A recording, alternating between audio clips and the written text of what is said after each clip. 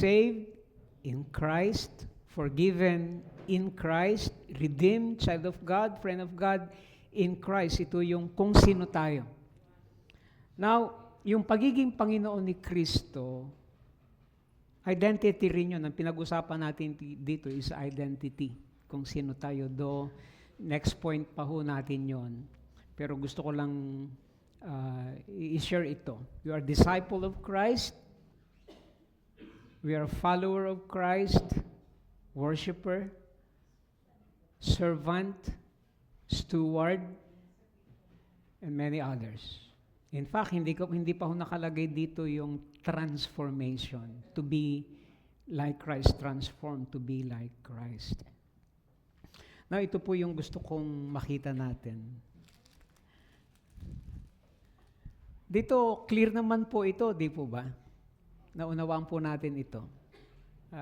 Alam natin itong lahat. Yung kaligtasan. In fact, mayroon pa ho nga tayong doktrina na OSAS. Once saved, always saved. Yung assurance na meron tayo sa Panginoon.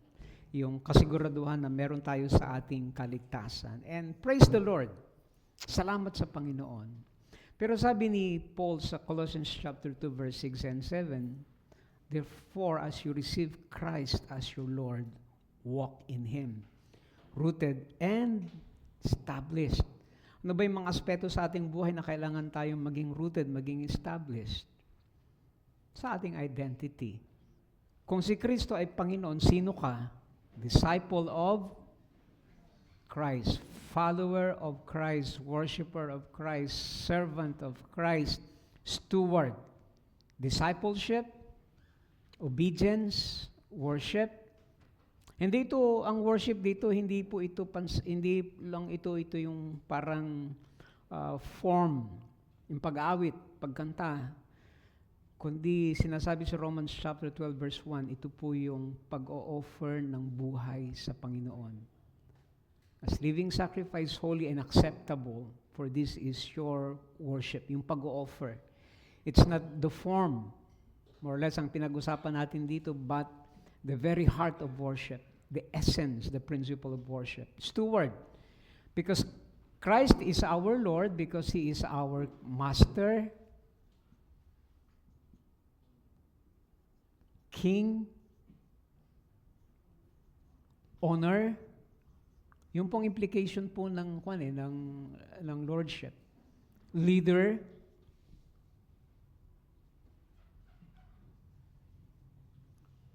Yan. Ito po yung ibig sabihin ng curious. At ito pong inaasahan sa atin. Now, pag-usapan po natin, sa buhay iglesia, sa buhay ng mga mananampalataya, saan ang kalimitang problema? Sa pagsunod? Sa paglilingkod? Tama po ba? Sa pagiging katiwala. Dito po kalimitan ng problema sa buhay ng mga Kristiyano, sa buhay ng iglesia. Therefore, kung ito ang kalimitang nagiging problema sa church, ibig sabihin, napakahalaga talaga na tayo ay lumago dito. Maunawaan talaga natin yung pagiging Panginoon ni Kristo. Kung sinasabi natin tayo'y lumalago sa pagkakilala sa Diyos, sinasabi ni Paul sa Colossians chapter 1 verse 10, so as to walk in a manner worthy of the Lord. Ano yung walk doon? Ito yon, yung pagiging disciple, yung pagiging tagasunod, pagiging worshiper, pagiging servant. Pero dapat clear din sa atin na ikaw ay sumusunod, ikaw ay naglilingkod hindi para maligtas. Amen? Ikaw ay naglilingkod in your appreciation sa ginawa ng iyong Savior para maligtas ka. And in response doon sa ginawa ng Panginoon, sa kanyang mercy, sa kanyang grasya, tinanggap natin, nagkaroon tayo ng kaligtasan, pinaging matuwid, pinatawad. At kapag alam natin yung katotohanan iyon, marapat lamang na tayo ay tumugon sa bagay na ito. Lordship. Kaya nga ang napakagandang puntos doon, mga kapatid, is yung if Christ is the Lord of all, He is not Lord at all. Yun yung implication po ng preeminence ng Panginoon. I hope na yung dalawang puntos na ito, knowing God and who is my master in life, ay nagkaroon po ito ng malaking, kumbaga, take away sa buhay natin bilang mga mananampalataya. So, kamusta po yung inyong mga discussions? Meron po bang nangyari? Okay, pwede po ba akong humiling at least sa 2 o 3 grupo to give para at least ma-encourage din, ma-empower din yung iba nating kasama? Okay? Meron po ba? Dito sa grupong ito. Aba, hindi po ako nagtuturo. Yung katabi niya nagtuturo. Dito na lang muna, habang kumuha sila ng lakas ng loob. Dito po sa grupong ito, Sister Lalen.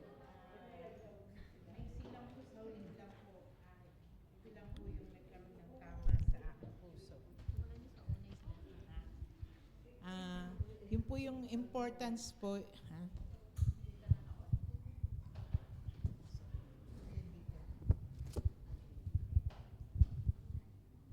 Hello. Ito po yung tumama at lagi kong daladala sa puso ko, yung result po ng not knowing God. Kasi nga po ay mahirap pong gawain ang ginagawa natin na gusto natin sumunod. O minsan po ay nakikigaya lang tayo ng pagsunod. Pero pag po alam po natin ang ating sinusunod, sabi nga ay master the gospel and the gospel mastered you, hindi po pwedeng hindi ka sumunod eh. Yun po yung isang katuruan na dapat pong maunawaan ng mga dinidisipulo natin na sino ka ba? Ano ka ba? Kung nagdidisipulo po ako, yung dinidisipulo ko ay magiging kagaya ko. Yun po yung result eh. Kung ikaw ay mababaw, ay tiyak na yung iyong dinidisipulo ay mababaw. Kaya yun po yung result of not knowing God. Sa akin po talaga, mahalaga ang kilala mo po, alam mo po yung ipakikilala mo. Tama. Kasi nga po resulta po ng dinidisipulo mo ang ikaw, meron ka sa buhay mo. Kaya yun lang po ang malalim kong naunawaan nung pa po na magmula po nung magturo sa akin. Thank you po. Amen. Yun din po yung unang tanong sa amin sa conference. Pagka po namin, ang unang tanong, how much do you know God? Ganun mo siya kakilala. Bakit ka naririto? Yung mga tinanong na nabigla kami dun sa mga tanong. Siguro, sa bawat isa sa atin how much do you know God? Kasi yung pagkakilala mo sa Diyos, laging magre-reflect yon sa uri ng iyong paglilingkod, sa uri ng iyong pagsunod, sa uri ng iyong pagtatalaga ng iyong buhay sa Panginoon. Our service is always the reflection of how much do we know God. Okay? Dito po sa grupong ito. Salamat po dito sa grupong ito. Sige, Sister Malu, kayo na po. Sa amin naman po, Pastor, yun din pong pinag-usapan namin kanina na sabi nga po ni Ate Cecil ay napakahirap po palang mag-disciple. Totoo po. Napakahirap po kung hindi makikita sa attitude mo. Hindi makikita sa'yo kung ano yung sinasabi mo. Kasi hindi ka paniniwalaan nung ipinapakilala mo si God kung siya mismo ay hindi mo siya kilala. Kaya ang natutunan ko po at natututunan ko pa rin po habang napunta po ako doon every Sunday doon po sa LK ay talagang nagpapasalamat ako kay God dahil naipapakilala ko ang Panginoon, naipapakilala ko si Jesus dahil nakikita po nila, nagpapasalamat po ako dahil nagbanggit po sila na blessing daw po. Sabi ko, hindi po ako yun. Ang ating pong Panginoon yun, na andito po ako. Paulit-ulit ko pong sinasabi sa kanila na nandito po kami hindi para sa religion, kundi para sa relationship, kung ano tayo, kung gaano tayo minahal ni God. Na hindi niya tayo kailangan. Pero siya, wala tayong kayang gawin kung hindi tayo magtitiwala sa Kanya at kung hindi po tayo lalakad sa Kanyang kalwalhatian. Sabi ko nga po sa kanila na ano po ang gusto nyo? Magkaroon kayo ng problema ng hindi kasama ang Diyos o magkaroon kayo ng problema na kasama ang Diyos.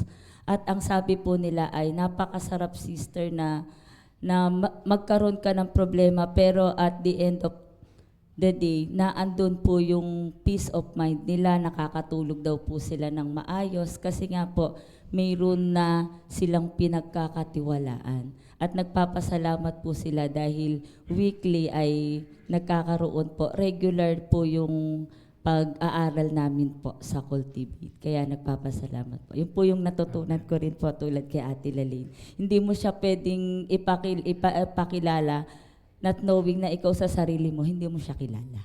Yeah. Po. Salamat po. Okay. Ano po yung sabi ni Ate Cecil? Mahirap mag-disciple. Yeah. In fact, imposible talaga on our own. Apart from the empowerment of the Holy Spirit, napakahirap and it is impossible talaga. Kasi ang magbabago, hindi tayo eh. Hindi yung galing natin, hindi yung ganda ng presentation natin, hindi yung ganda ng outline natin, hindi yung ganda ng pagdidiscuss natin. But it is the power of the Holy Spirit that will convict, that will change, and that will convert yung mga taong binabahaginan natin ng salita ng Panginoon. Mahirap po talaga, Ate Cecil, kasi just imagine, ang pinakang the best na teacher, pinakang the best na mentor, ang Panginoon, ang pinakang the best na disciple maker.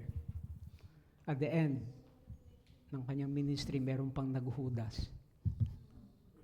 Di ba? How much more tayo? How much more tayo na marami tayong mga limitations. Pero ang success ay hindi doon sa magiging resulta, kundi yung success ay doon pa lamang sa paghakbang mo. Magdi-disciple ako, magtuturo ako, naroon na yung success. Okay? So, mahirap. Yes, mahirap. Pwede ko rin sabing mahirap, pero meron ding joy, meron ding kagalakan. Okay? Doon po sa grupo nila, Ate Nurse, any reflection? Then, kasi nakikita natin dito sa church na marami ng members ang nawala, pagkabaptize, sinahanap, nawala na.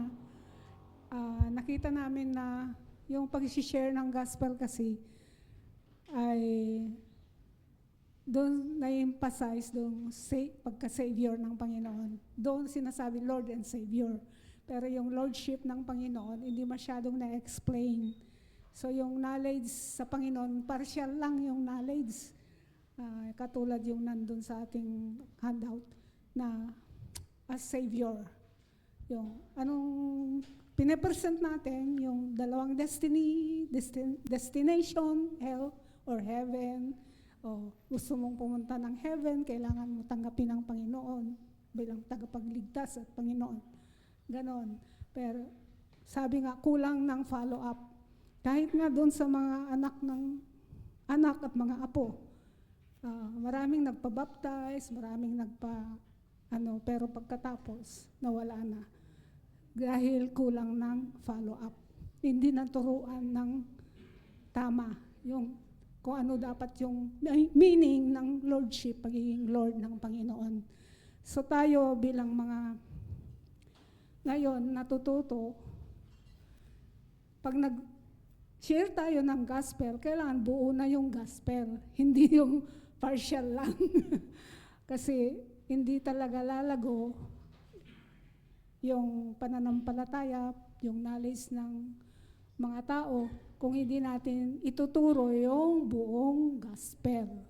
So, tama yung ginagawa ni Pastor na tinuturuan na tayo ngayon kung ano dapat na presentation.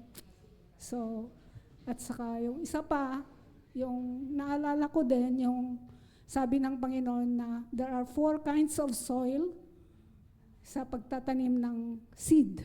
So, yung seed ay Word of God. Yeah. So, meron sa dawagan, meron sa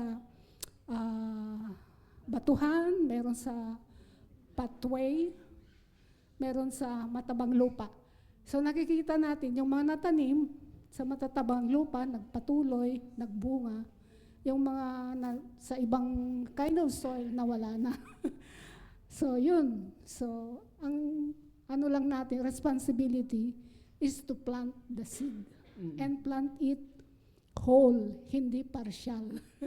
Tama. So, huwag tayong tumigil pag na-share natin ng gospel, kailangan ay i-follow up natin, turuan hanggang sila ay lumago din at magbunga. Amen. Yun yung discipleship, di ba, Pastor? Amen po. Totoo po yan. Praise the Lord. Doon sa grupong yon, o doon sa likod, kung meron, Umalis po doon, Pastor. Sino po yung nakapwesto doon? sige, sige. Sige. Ayan. Ayan po. In addition po sa na-discuss din po nila, natalakay din po namin na importante din na nakikita natin yung devotion time po natin kay Lord and mas lalong pagkakilala aside po dun sa service po natin. Kasi yun nga po, knowing God will result to loving God and obeying God. So, mas makakapag-submit po tayo kay God kapag mas lalo tayong napupuno po ng kanyang pagmamahal at mas napupuno po tayo ng kanyang character. Kaya maganda din po na regular din po talaga tayong may devotion at patuloy na pagkilala sa Panginoon. And then, knowing God na He is also sovereign po, na siya naman po talaga yung nag-aalaw lahat nung harvest or yung pag-transform ng tao. So, kailangan inline pa din po tayo lagi with His Holy Spirit, lagi po tayo nag-a-abide po sa Kanya. So, yun po, focus po is to grow your relationship with God po. Amen. Ayun po. Thank you, Alec. Lamig po kasi. Okay? Dito sa grupong ito, sa mga lit.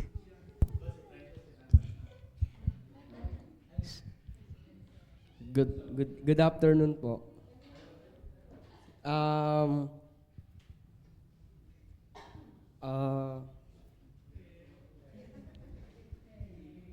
Sige, kaya mo yan, bro.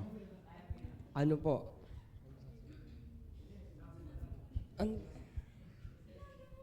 Ano po? Yung sa ano po? Pag marami pong mga churches po yung hindi po talaga alam yung hindi po nila kilala si God talaga. Gawa po ng madami po sa kanila ay misleading po. Gawa po ng mas ano po sila sa comfort kesa po sa truth. Gawa ang example po nito is may mga churches po na nagtuturo na ang pagiging homosexual ay maayos lang po, okay lang po dahil God is love naman po, but they ignore the fact na si God po ay isang holy na being at galit din po sa kasalanan. So yun po yung reflection po namin pag hindi po talaga nila kilala ang Panginoon. Yeah. May dadagdag pa daw po si Jabez.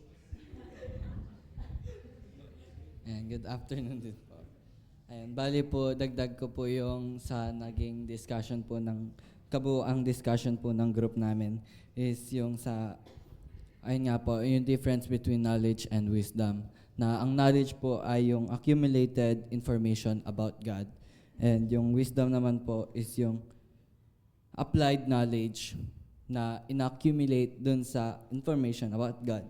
And ayun nga po, sa ang knowledge na amin pong na discuss kanina is yung sa galing din po dun sa message niyo po, Pastor, na the more we know God, the more we love God, the more we love God, the more we obey God. At yung wisdom naman po, yung applied, is yung example nyo rin po na yung sponge na punong-puno ng tubig na nagre-represent sa ating lahat na kung ano yung meron tayo sa loob natin. Kung saan man tayo ibato, ayun din yung blessing na lalabas sa atin. Yeah.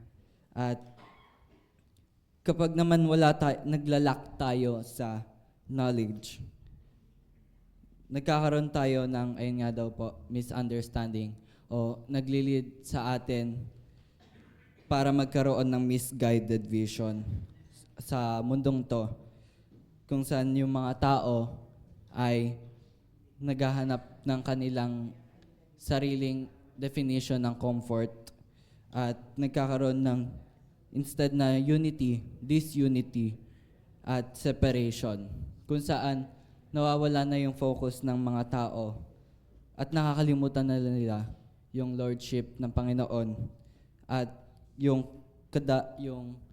kahalagahan ng discipleship. Ilan po. Thank you po.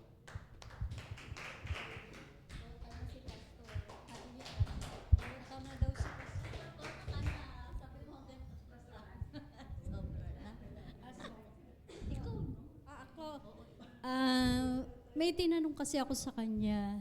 Sabi ko sa kanya, paano makakapag-disciple ang isang mananampalataya kung mababaw ang kanyang pananampalataya o yung pagkilala sa Panginoon?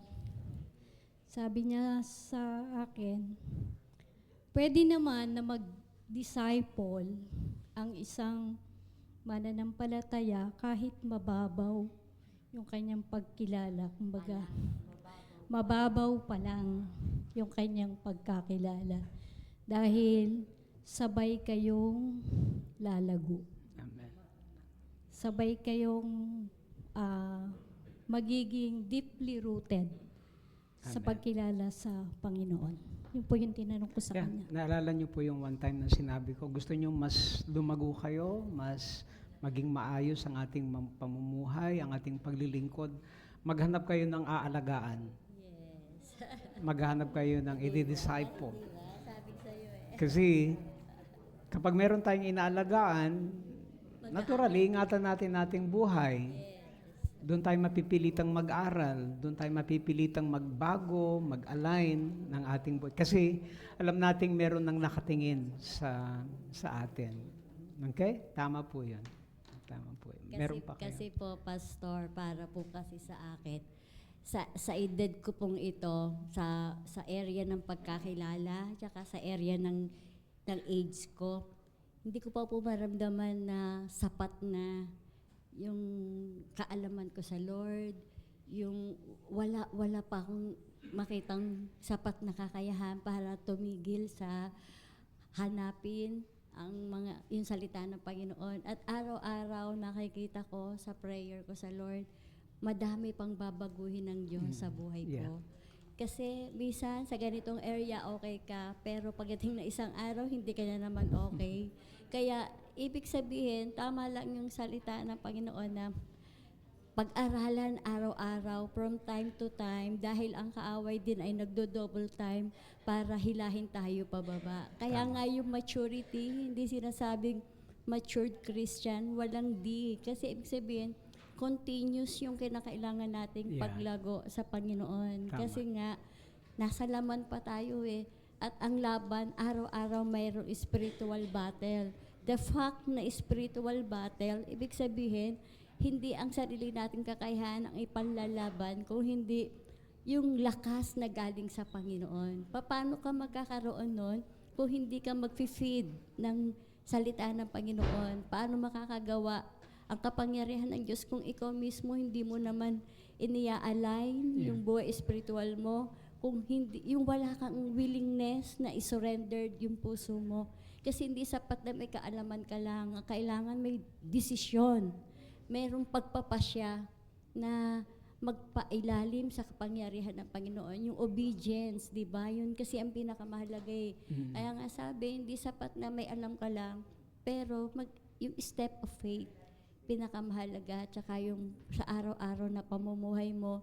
Hindi lang kasi ang pagdi-disciple ay yung meron kang bina-Bible study, meron kang inaalagaan na tao, pero sa araw-araw mong buhay, sa loob ng tahanan, sa mga workplace, sa kapitbahay mo, doon kasi pwedeng mong umpisahan kung paano makita yung isang totoong follower of Christ. Yeah. Kaya ako na-attend ako dito, hindi para maghanap ako ng ituturo ko sa binibs ko. Actually, ako mismo ang hinahanap ko na lumalim sa pagkakilala sa Panginoon. Amen. Kasi from that point of view, mas alam ko na ilalagay ng Lord sa puso ko yung mas lalo pang makahayo para ma-glorify ang pangalan ng Panginoong Yesus. Yun lang.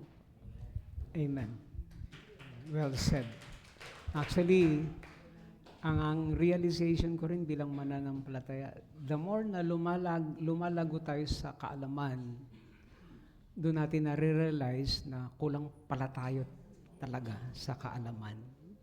Na habang dumadami ang ating alam, doon natin na-realize, wala pala akong alam.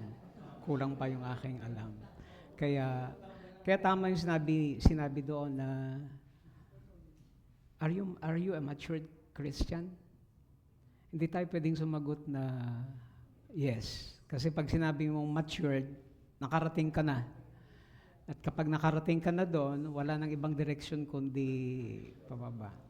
So, for me, kung tayo tatanungin, kamusta ang iyong maturity? Are you a matured Christian?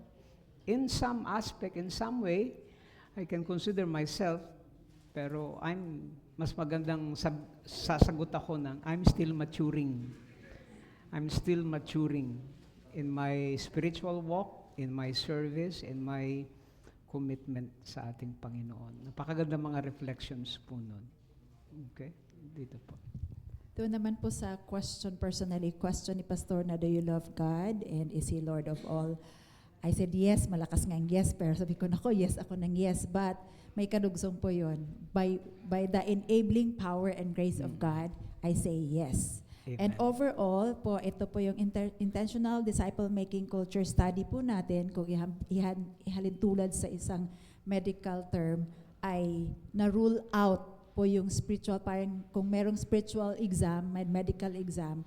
So, ang akin pong pinasasalamat sa Panginoon na na-rule out po yung spiritual problem or disease ng ating bilang iglesia, na bakit po tayo ay nahihirapang mamuhay na ayon sa kalooban ng Panginoon dahil meron tayong misunderstanding ng character ng God na nagresulta sa isang compromised righteous living. So, ito pa lang yung number one, yung sa knowing God na rule out or na-diagnose na kaya pala, ang hirap mamuhay bilang isang Kristiyano as a church, kasi hindi lang naman po tayo, as collectively, as a church, na nakita po natin na dito po tayo talaga nahihirapan mamuhay ayon sa kalooban ng Panginoon dahil meron po tayong pagkukulang or kakulangan or sakit sa pagkakilala sa ating Panginoon, higit sa pagiging tagapagligtas. Amen. More than being a Savior, kundi Panginoon, Master, Lord, and everything. Yes. Kaya knowing God, kaya natutuwa ako na yung church po ay papunta po doon. Kasi pag nalaman na po natin ang sakit, then doon na po yung treatment. At alam po natin that the treatment will solve the problem. Kaya salamat po sa pag-aaral po natin ng IDMC. Amen. Di ba sabi ko sige, palakpakan po natin ng Panginoon.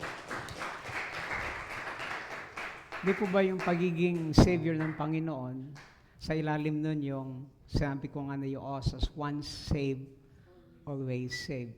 Alam niyo po ba sa Lordship ng Panginoon, meron ding osas. Actually, isa, dalawa, at least masasabi ko mayroon pang 3 eh. Once a servant, always a servant. Kasi very particular tayo rito eh. Especially sa ating mga Baptist. Kaya talagang meron tayong panghawakan, always save, OSAS, security. Hindi nawawalang kaligtasan, which is totoo. Pero teka, yung tinanggap natin hindi lamang Savior, siya rin ay Lord. Dapat, kung meron tayong matinding panghahawak sa OSAS, once saves, always save. Dapat, once a servant, hindi dapat nawawala yung pagiging servant natin. Amen po ba? Hindi dahil naglilingkod tayo para magligtas, kundi naglilingkod tayo dahil doon sa kaligtasan na binigay sa atin ng Panginoon. Meron pang isang OSAS, once surrendered, always surrendered. Because Christ is Lord. Meron pang isa, and after this I will end. Once a steward, always steward, because Christ is Lord. Baka meron pa kayo naiisip. Yung mga bataan, magaling mag-isip yan eh. At anyway, salamat po sa Panginoon na tayo po ay salamat po sa inyong pagtsatsaga din na samahan ang bawat isa sa atin in this IDMC. Okay? Salamat sa Panginoon na na-overcome natin, nakapagpatuloy tayo, na kahit medyo inaantok tayo, tinapos pa rin natin ito. At alam niyo po, sa ganoon na de-develop talaga ang culture. Yung bang parang ayaw mo na, titigil ka na, pero nagpatuloy ka pa rin, yun ang nagiging kultura. At congratulations sa bawat isa po sa atin, mga kapatid. We are on the right track. By the grace of God and by the enabling power, hiramin ko yung sinabi ni Sister Rose, by the enabling power of the Holy Spirit. Kaya it is all about God, it's not about us, it is all about the work of the Holy Spirit in the church. And the more na dumadami at lumalalim ang pagkaunawa natin dito sa IDMC, isa lang po ang challenge. The call and the challenge for us is to grow deeper in our dependence sa Holy Spirit. To grow deeper sa ating pagkakilala at maunawaan at makilala talaga ang banal na Espiritu sa buhay natin at sa buhay ng church. Okay, magandang hapon po sa inyong lahat. Tayong lahat ay tumayo. Tayo po ay magwakas sa panalangin. Isa sa mga paborito kong tagawakas ng panalangin, Brother Elvis, baka pwedeng ikaw ang mag-close. Kasi alam ko, laging merong ito eh, merong laging mga take-away. Hello, Tess. Hello, Tess. Sa akin po yung minsan nag-invite ang nanay si Papa. Sama ka sa amin sa church, sabi ng, para makilala mo ang Panginoon. Sabi naman ng father ko, kilala ko mo ng Panginoon eh. Halos lahat naman nakakilala sa Panginoon. Tama naman. Kahit bata, tanungin mo, kilala ang Panginoon. Nasaan ang Panginoon? Nasa taas. Yun lang, hanggang doon lang, ang pagkakilala ng, which is, yun ang kailangan natin na dapat na hindi lang sa pangalan ng pakilala ang Panginoon, kundi kung ano yung katangian ng ating Panginoon. Yun ang isa sa mga dapat tabaruin ng mga disciple. Kaya salamat sa ganitong gawain na disciple. At we acknowledge po sa mga mission team na nakasama natin ngayon. Kaya salamat sa tagumpayan ng gawain sa Thailand at nakasama. Sige po, tayo po ay manalangin. Panginoon, maraming salamat, Panginoon, sa ito. Sorry, Lord God. Punupuri ka namin. Salamatan, Lord. Mula pa kanina, Panginoon, sa amin. Paggising, Panginoon. Hanggang sa ngayon, Panginoon, nandun ang iyong pag-ibig, Panginoon. Salamat, Panginoon, sa oras to, Lord, na muli. Sinamahan niyo kami, Panginoon. Salamat, Panginoon, sa programang ito na IDMC kung saan nilarawan mo, pinakita mo, Panginoon, piniliwanag mo kung ang kalagahan, Lord. Salamat, Panginoon, sa bawat isa, Lord, na patuloy na nakakasama namin sa gawain ito, Panginoon. Purihin ka, Panginoon. Salamat din po, Lord, sa aming pastor, Lord, kung saan ay magsa-celebrate po ng kanyang kaarawan. Salamat po, Panginoon, sa buhay na patuloy niyong pinahiram sa kanya, maging sa katalinuhan na inyo ay nagagamit ito po ay aming napapakinabangan sa oras to, Lord. Tunay nga po, Lord, na napakabuti mo, Panginoon. Purihin ka, Panginoon, sa oras to, Lord. Sa mga kasama namin sa ngayon, Lord, we pray, Panginoon, kung naman po yung mga dalahin nila, Lord. We pray, Panginoon, sa yung mga may pinagkakatiwala, Lord. Maging araw ng bukas, Panginoon, kung saan ay araw ng pagsamba. Iandaan nyo nga po ang aming tagapagsalita, si Kuya Neo, Lord God. Kung paano nyo ginagamit, umarap dito sa prayer meeting, we pray, Panginoon, araw ng bukas, Panginoon. Sino po yung Sir Neo na nakikita namin sa prayer meeting, Lord. Siya rin po, Lord God, ang gamitin nyo, Lord, bukas para po sa amin. At mahamon po ang bawat isa, Lord, sa oras na. Hinihiling po namin ang kayusan para bukas, Panginoon. Muli, ito nyo po pinagkakatiwala ang aming buhay sa aming pagsamantalang pag-iwalay. At sa mga susunod, Panginoon, sa susunod na IDMC, we pray, Panginoon, tumawag ka pa, Lord. Marami pang makasama, Panginoon, sa ganitong gawain. Maraming salamat po, Panginoon. Ito po ang dalangin sa pangalan ni Jesus. Amen. Good afternoon po. God bless us all. Salamat po. God bless.